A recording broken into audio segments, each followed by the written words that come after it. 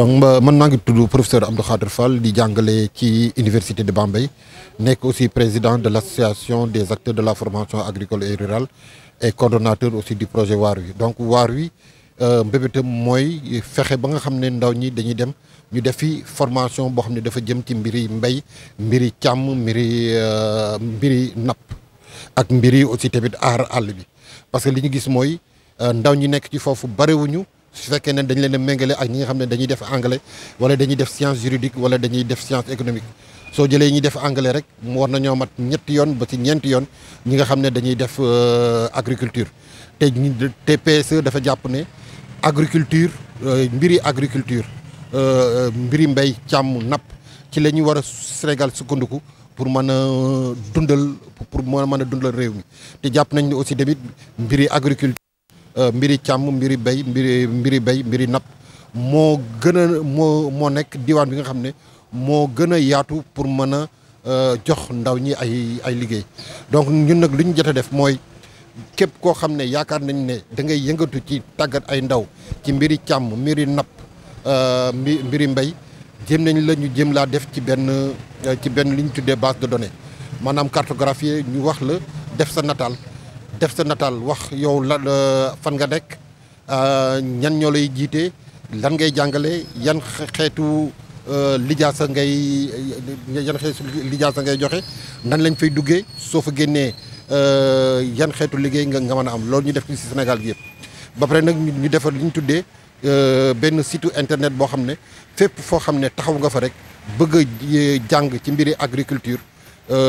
mbiri càmm mbiri mbéy soo si duggee rek ñu tuddee ko waarwi.org soo si duggee rek moom di nga xam soo nekkee Kees soo tapé ne man damaa bëgg a jàng mbiri agriculture wala mbiri càmm wala mbiri laneen su duggee ci soo nekkee Kees rek da ngay tapé Kees nga tapé information bi mun la bii diwaan moo fi nekk ENSA mi ngi Kees CIH mi ngi fii centre de formation mi ngi fii lii ak lii mi ngi fi léegi ñun jot nañoo dooleel ay kuréel yu bari yu mel ne université Sine Saloum yu mel ne université Amadou Mahtar Mbow yu mel ne ISEP de Matam ISEP de Richard Toll les maisons familiales rurales yooyu yëpp jot nañ leen a dooleel ngir ñu gën a xool seen formation agricole et rurale fi mu nekk nii aussi tamit ñun fi ñu toll mooy ñu wasaare site bi ba nga xam ne ñëpp dañ koy xam léegi nag ñun benn mbébét daal la ñu am mooy ñu fexe ba nga xam ne dinañ am kenn koo xam ne su projet bi jeexee moom mooy jël site bi dundal ko parce que tey am na ay information yu nekk ci site bi mais ginnaaw ëllëg écoles yi dinañ yokk wala sax écoles yooyu seeni formation dina gën a yokk dina am peut-être yu wàññeeku ak yu yokk dinañ changer directeur ak yu mel noonu moo tax site bi daal il faut que ñu am koo xam ne daf koy dundal te ñu ngi gërëm ministère de l'agriculture mi nga xam ne moom moo nee na moom incha allah dina jël site bi pour dundal ko. voilà benn phase rek la non renouvelable muy ñaari at incha allah décembre lay jeex te occasion la aussi tamit pour ñu gërëm ambassade de France bi nga xam ne moo ñu jàppale pour ñu mën a def liggéey boobu parce que liggéey boobu mi ngi soog a am ci Sénégal pour la première fois mi ngi am ci Sénégal site boo xam ne soo fa duggee bépp kuréel boo xam ne da ngay yëngatu ci mbiri tàggat nit ñi ci mbiri agriculture mbiri càmm mbiri àll bi mbiri ndox ak yu mel noonu mu am ci Sénégal guléet la te am na sax yeneen dëkk yi aussi tamit ci espace francophone de l'Afrique de l'Ouest ñi ngi ñëw di ñu laaj nan lañ def ba am loolu te ñun tamit aussi tamit ñu ngi leen di gunge pour que ñoom seen dëkk aussi tamit ñu mën a am benn site bu mel noonu. Professeur Abdou Khadre Fall président de l'association des acteurs de la formation agricole et rurale et coordonnateur du projet Waar Wi pour l'emploi décent des jeunes en agriculture. Le projet est intitulé donc Waar Wi, c'est le projet d'amélioration de l'emploi des jeunes, de l'emploi décent des jeunes en formation qui est en agriculture.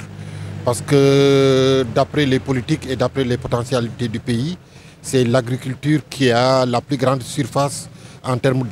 d'employabilité et d'emploi au Sénégal. Et nous avons remarqué que les apprenants, quel que soit le niveau d'ordre, les apprenants qui sont dans les structures de formation agricole et rurale.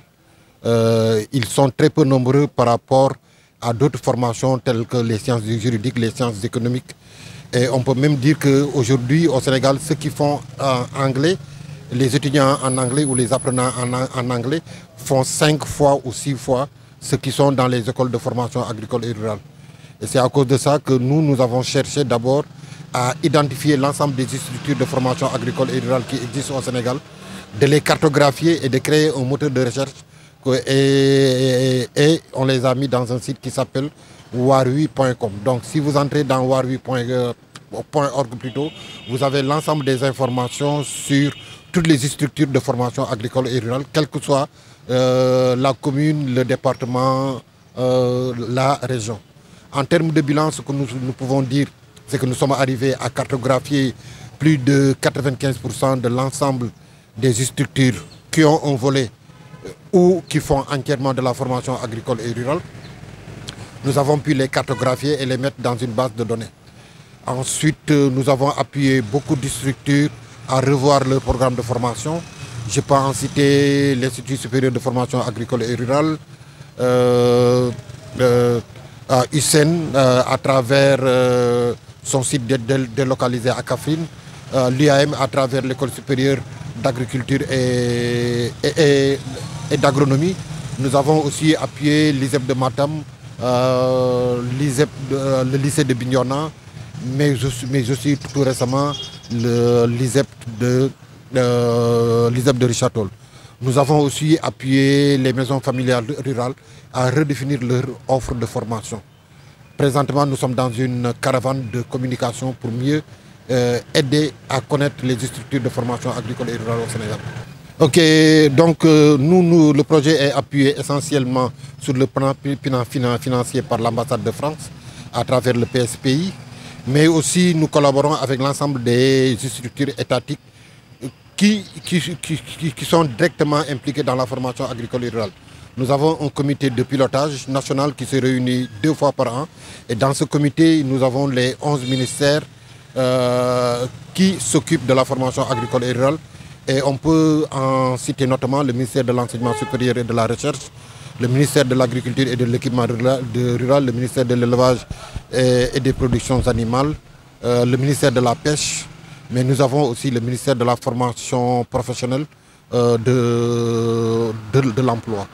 Et vous savez qu'aujourd'hui, la formation agricole et rurale est écartelée ou dispersée au niveau de ces 11 ministères. Et chaque 6 mois, nous nous réunissons pour faire la situation. Aujourd'hui, le problème auquel nous sommes confrontés, c'est le projet va finir. Nous sommes parvenus à identifier l'ensemble des 260 structures qui font de la formation agricole et rurale. Nous les avons cartographiés, nous les avons mis dans un site maintenant qui va prendre la relève. Il est vrai qu'aujourd'hui, le ministère de l'Agriculture et de l'Équipement rural s'est porté volontaire pour prendre la relève. Parce que sinon, tout ce travail qui a été fait risque de tomber dans l'eau, mais il nous faut obligatoirement avoir une structure étatique qui va prendre la relève pour sauvegarder cet important travail qui a été fait pendant pratiquement 2 ans.